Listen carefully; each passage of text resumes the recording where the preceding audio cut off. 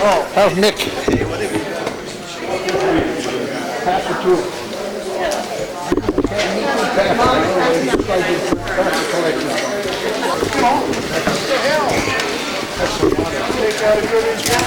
That's all the kids do. Right on.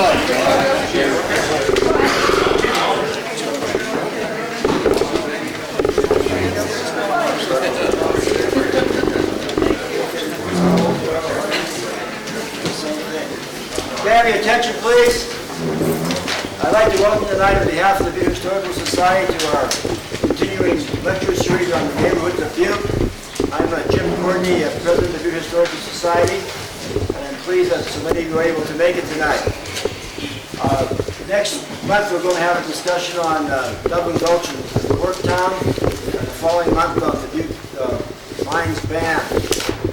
And I'd also like to remind people that the membership to the Historical Society is open. It's $10 individual and $15 per family. If you'd like to join, we'd be more than happy to sign you up. Tonight we have as our guest speaker Jim Michelotti, who's associated with Montana Tech and is a long-time and former resident of McQueen. And he's very graciously accepted tonight to facilitate this discussion on one of the famous neighborhoods of Butte. So at this time, I'd like to turn over to Jim.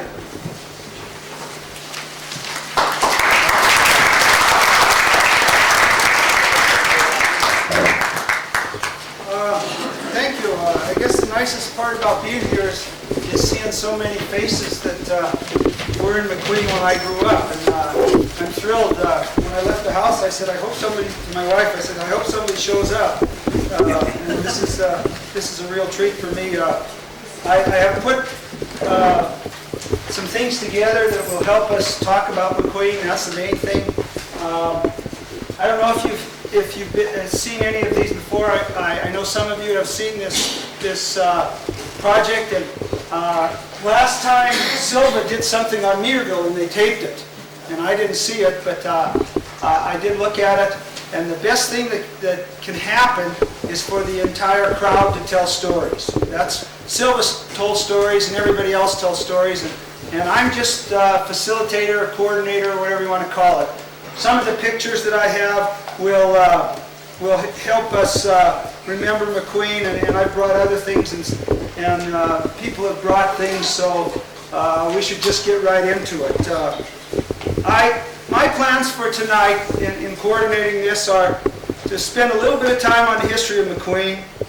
I have two sets of pictures that I'm going to show you, and I did bring copies of these. They're small, and I'll pass them out. Maybe you could keep one, just take one per group or whatever. And they're really not great pictures. They're not too good in this, but at least it will help you if you're having trouble seeing these up here. One group of pictures goes back to over 50 years. The other group of pictures goes back about 30 years. And Neil Lynch went to McQueen in about 1968, 69, and took a bunch of pictures of McQueen as it was being disassembled. I don't really like this myself. I'm nothing against Neil Lynch, but I just didn't like seeing McQueen with only half the houses in it. So, but it does add a perspective that we'll be able to talk about. And I have copies of those too, so I'll pass those out. And you can keep one if you want. Anyway, I don't know if any of you have seen Pat Carney's new book. Has anybody seen Pat Carney's new book? He has a little section on McQueen in there. Tells you a little bit about McQueen. Does anybody know where McQueen got its name? Those of you that haven't read that. Well, according to Pat Carney, he says it was named after a placer mining claim in 1891. There were 15 homes in McQueen in 1901.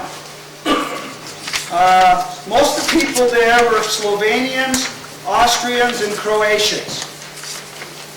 A few Italians migrated there, like myself and my family, and some of you other Italians that I noticed in the audience. My grandmother and father moved there in 1940.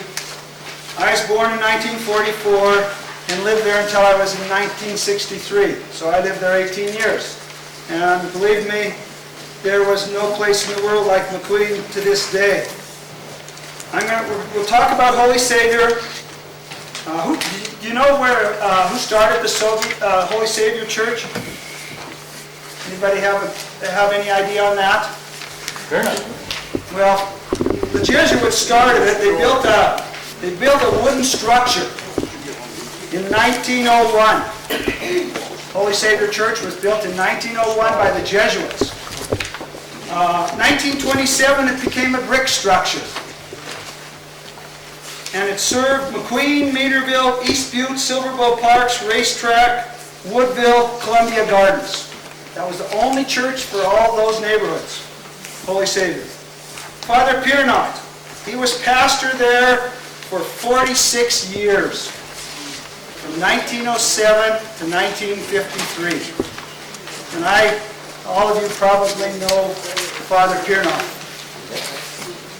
McQueen Club.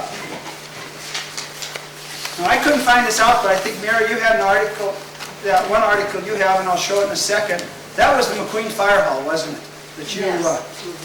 That was built in what did you have there? 1949. Yeah, 1949. I think it was. But the club itself, 49. Across the street, Tom, did you have any feeling for that? I don't remember when they got there. I know the club was organized in 1934. 1934. That's when the charter members started that. It was up in the old fire hall. That was Baldy's. Yeah, it was Baldy's. Yeah. Okay, that was Baldy's before it became the McQueen Club. First it was a theater, wasn't it? It was a theater. Yeah, but it was the club I that couldn't believe started it. up in the old fire hall. McQueen had 8 The bars. old fire hall on U Street. See, the first club was on top of U Street on the old fire The hall. old fire hall on U On Street. the top of U Street. It was right down from the main range line. And the man used to Oh, it was just across the street. The original McQueen Club, that was Clune's.